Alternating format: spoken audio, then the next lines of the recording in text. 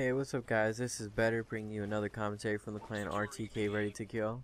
Today I'm going to be talking about some things that you might not know about Modern Warfare 3, a little about the PS4, and why people are hating on Modern Warfare 3, and have been hating for a while now. The thing you might not know about Modern Warfare 3 is when you get an advanced UAV, it shows you the direction and where the enemies are.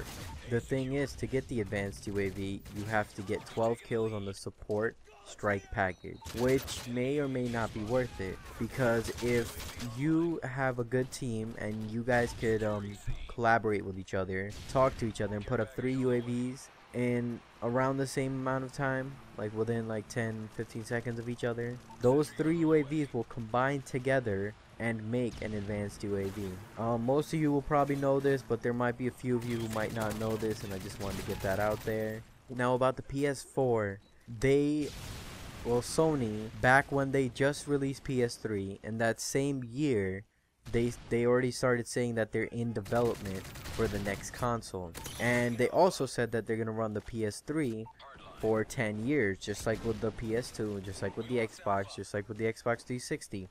The life expectancy of these consoles is always around 10 years. But the thing is, even though the PS3 came out before the 10 years was up for the PS2, they still continued supporting that console. And I think that's what's going to happen with the PS3 and the PS4. The PS4 is definitely, no doubt, going to be announced either this E3 or next year's E3, which is 2013's E3. That is going to be pretty big, and they're not gonna get left behind like they did with the PS3 last time, because they were like a year late past the Xbox, and people who wanted a console had only the choice of an Xbox. Now they're not gonna get left behind like they did back when the PS3 came out. They were a year behind Xbox, and they couldn't get those same sales that Xbox just stole early because, well, not stole, but they were the only competition out there with themselves, so they didn't really have any competition, and someone who wanted a console, a new generation console, just had the Xbox 360.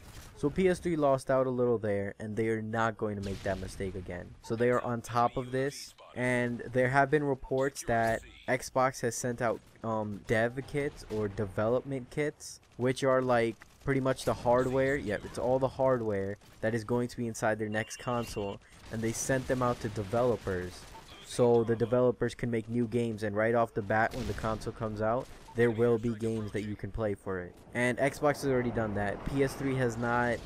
They've really kept everything really under wraps. There was a really like high level meeting where only like executives and high ranking Sony members could only attend, and there was a little leaked information that they were talking about this next console, but it is a reliable source, but still they're just talking about it, so that's not really that exciting. Oh, for those of you who don't know what the E3 convention is, it pretty much stands for Electronic Entertainment Expo.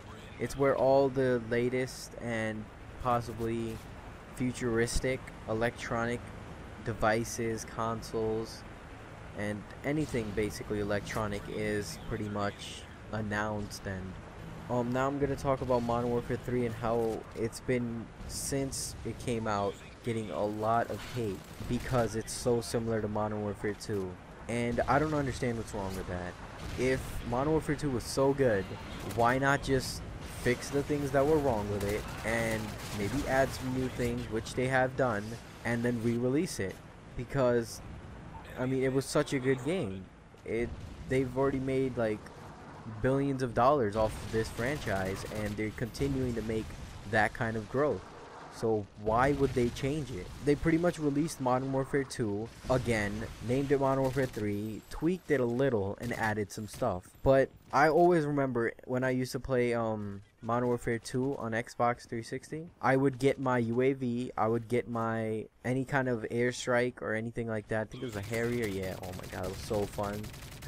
Attack helicopter and airstrike in one. But I would get my Harrier, then I wouldn't be able to accurately position it because my UAV would be like, let's call it under my Harrier, and I can't use my UAV until I use my Harrier.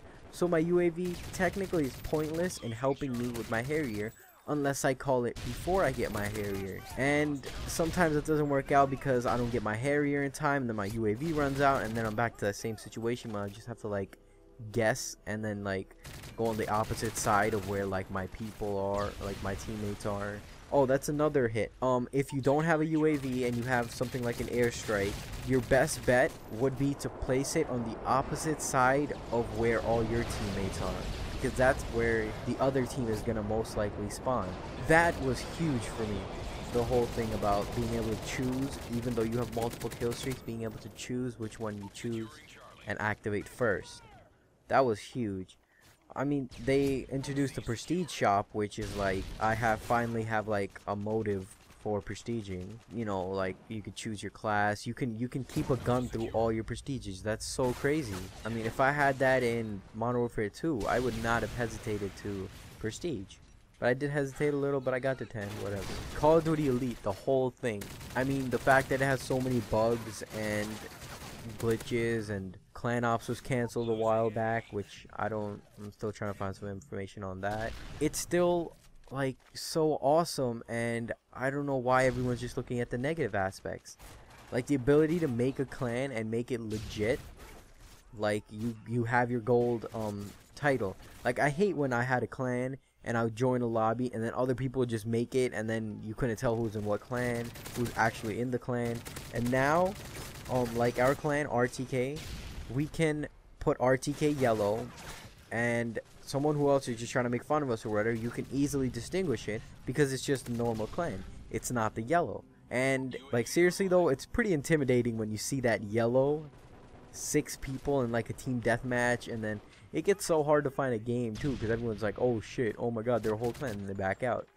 And it's just, their reactions are so funny when they see 6 people in a clan and the golden clan tag. I love the aspect of winter camo, where you have to be founder and you have to be pretty much, let's say, loyal to Call of Duty, and they will reward you with something in the game. That's pretty awesome. Their point streak has definitely improved.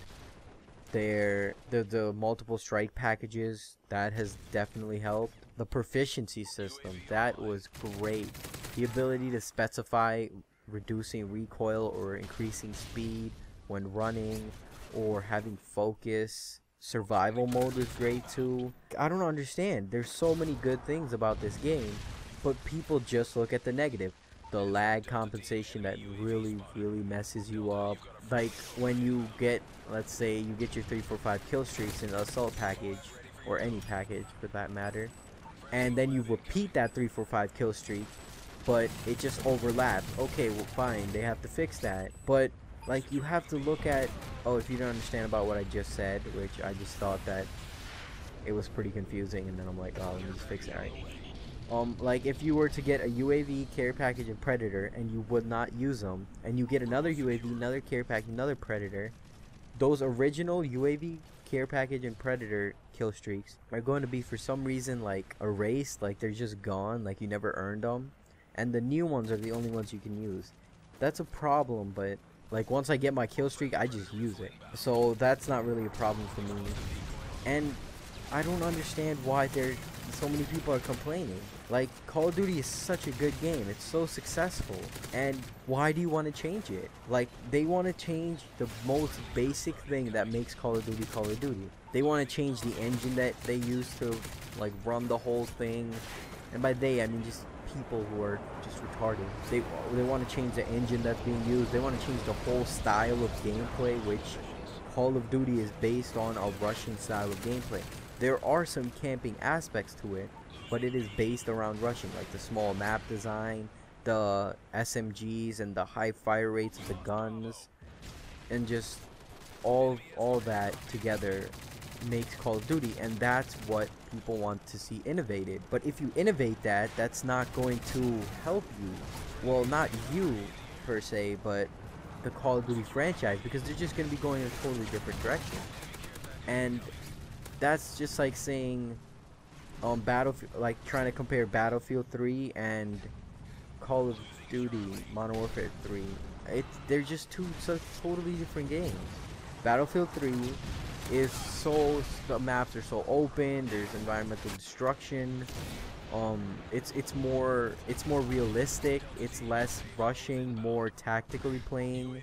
Not that Call of Duty is not tactical, but it's just based more around that kind of gameplay.